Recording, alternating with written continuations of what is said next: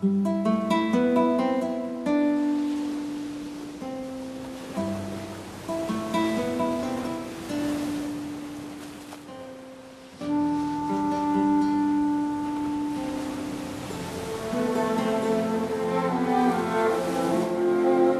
mga butang sa kalibutan nga nagpalisod sa pagkinabuhi nga adunay kalinaw sa hunahuna. Mga kalit nga aksidente, mga sakit ug kanunay nga mga kapeligruhan maoy bahin sa kinabuhi niining kalibutana.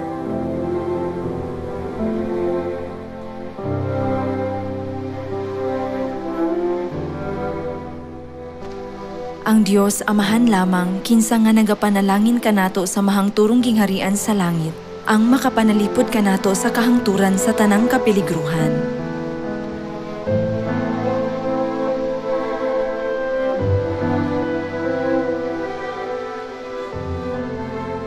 Ang Biblia nag-record nga ang Dios nga aduna niining gahom kay nagauban kanato ug nahimong atong makagagahom sa Sion, ang syudad sa mga kasaulugan sa Dios.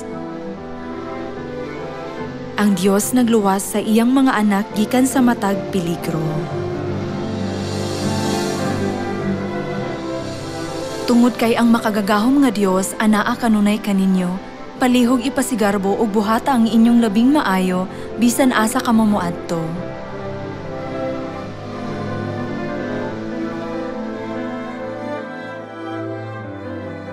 Pinaagi sa pag-ambit sa balaang lawas sa Dios sa pagsaylo. Nahinluan kamo gikan sa inyong makasasalang kahimtang ug gipapuyo sa Dios. Busa, ayaw gayud pagbiya sa Dios, bisan sa usa ka higayon. Aron mapanalipdan gikan sa peligro, kinahanglang dili kamo mobiya sa Dios. Ang pagkaanaa sa Dios maoy paagi nga kamo kanunay anaa sa kalinaw.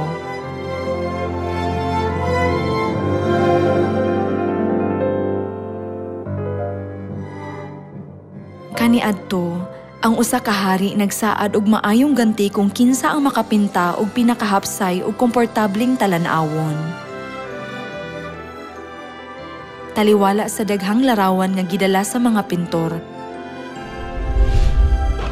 ang hari nagpilig larawan nga nagpakitag talan-awon sa mangitngit nga panganod nga nagtabon sa langit. Hadlok nga kilat ug kusog nga ulan inubanan sa yelo nga mibundak sa bakilid nga bungtod ug pangpang.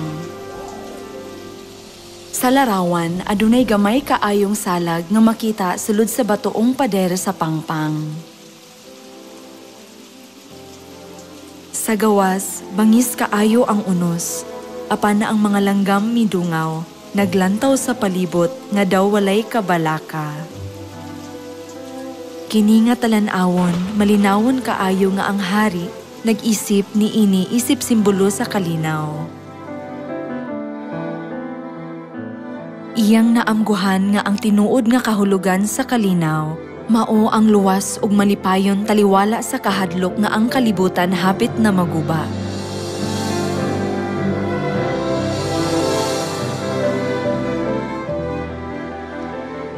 Karon, bisan daghang katalagman ang mudangat kaninyo, kamo ubos sa panalipod sa Dios sa luwas nga dalangpanan sa Sion, diin nagpuyo ang Dios.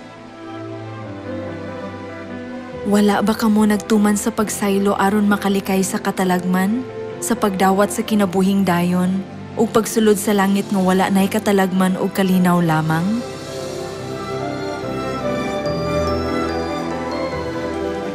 Ang Dios nag-ingon, ayaw kahadlok, sa bisan unsang kapeligruhan, ako kanunay mag-uban kanimo.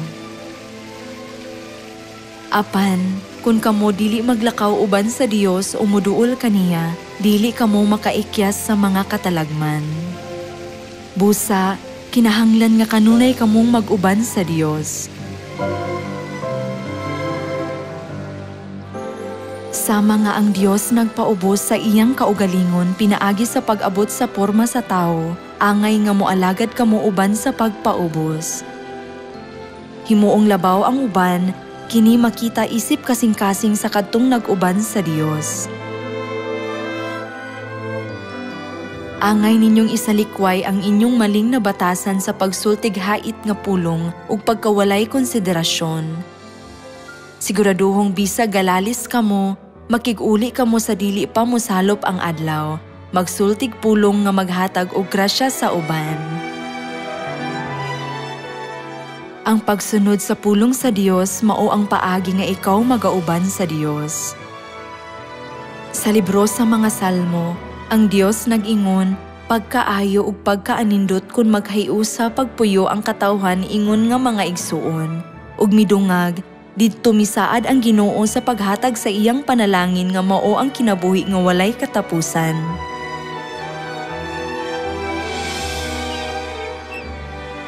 Kun maghiusa kamo sa gugma, ang Dios manalipod ug mugiya kaninyo ngadto sa gingharian sa langit.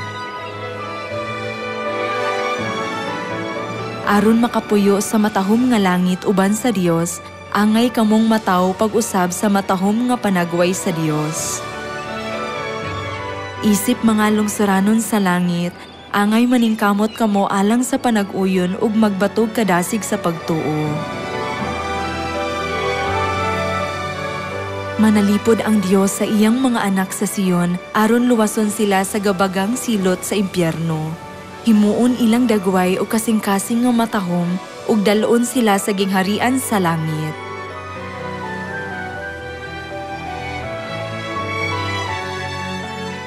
Magpasalamat kita sa Dios sa paghatag sa maong gugma.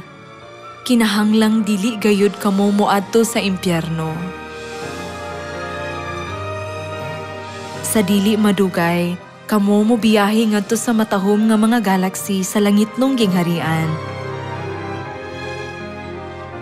Ayaw kalimti nga ang tanang pagtulunan sa Dios kay nagpakita sa iyang gugma ug nagpasabot nga bag-ohon kamo og dalon sa langit.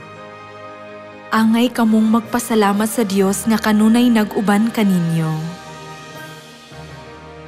Nang hinaot ko nga nakadawat kamog daghang panalangin, samtang nagsunod sa pulong sa Dios hangtod makabalik kamo sa langit.